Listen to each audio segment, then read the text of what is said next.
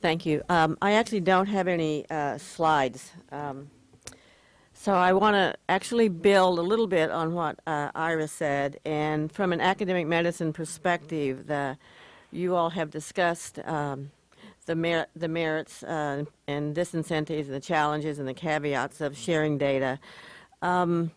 It seems to me that the incentives and the disincentives for data sharing, though, as we're thinking about it from an academic medicine perspective, are sort of one piece of the larger research ecosystem. And I think Ira was getting at that, where there's the constellation of players. There's the researchers themselves. There's the people who fund it, the people who benefit from it, how it's rewarded, who cares about it, how it evolves. And really, this is a complex system question. And like systems biology, probably solving one small part of the problem, like what do we do about credit in the merits and promotions in academic medicine to solve this, is really not going to stand the test of time. So given that, we have a couple of options. One option would be that we would just sort of encourage this at some institutions, hope for the best, and then hope that that spreads to the other institutions.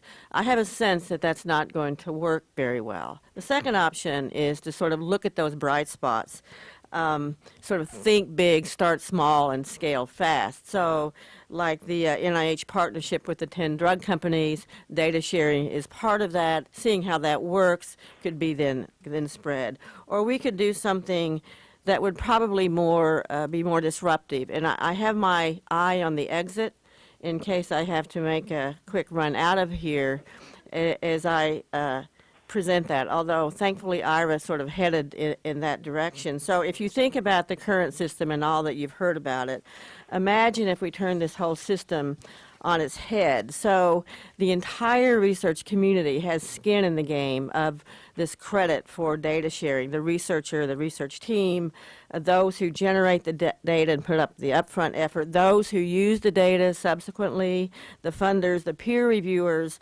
the institutions, the journals, industry, all of us. So what if we had a system where the researchers who do this work up front, originate the hypotheses, develop the methodology, accumulate the data, and post the data or metadata as they are accumulating it, not at the end when it's nicely wrapped up into a peer review package, but as they're accumulating sort of in the formulative stages, and they're given credit at their institutions in their promotion packets. They're giving credit by the funders in recognizing their data sharing at the early date.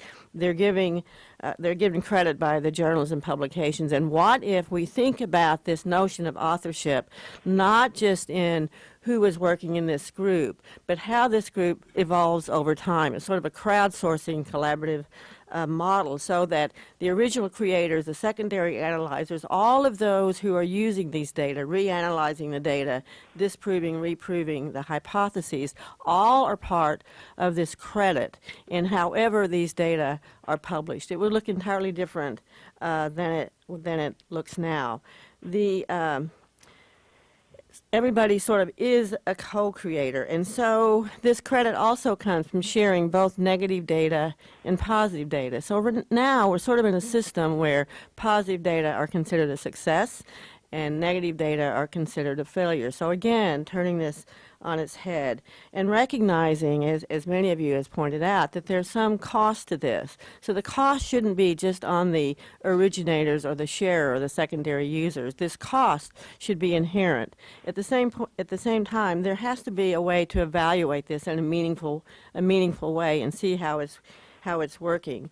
And you may sort of disagree with this notion of this system, but I think absent thinking differently about how we're doing this and just saying we're going to attack the data exclusivity here, we're going to attack the academic merits and promotion here, we're going to attack how we go after the journals and publications there, is simply not going to work. So in however we think about this, I think we have to think about it as a holistic approach and a systems approach, not just not just an individual burden on whichever group that we're part of.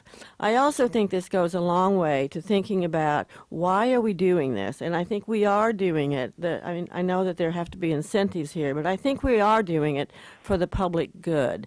And if we can reconstruct this system so that the public good is not at odds with getting through the merits and promotion system in academic medicine, in the end, I think we will have served those patients well, but we will also have served ourselves well and the community well. Happy to take any darts or have any further conversations about that.